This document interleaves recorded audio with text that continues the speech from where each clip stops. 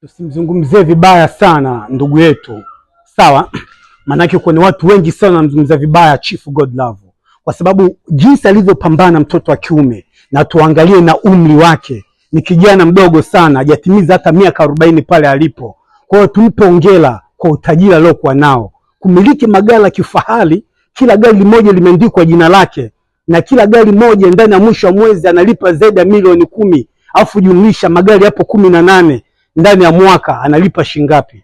Kwa ni tajiri mkubwa sana. Kwa hiyo tumpe hongera, tumsifie vijana wenzetu, vijana kama yeye kwa utajiri aliopata.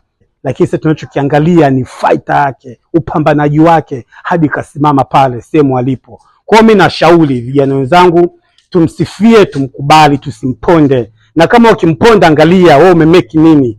Angalia life yako ipo vipi? Sio naongea ovyo, au sio? Hivyo yani.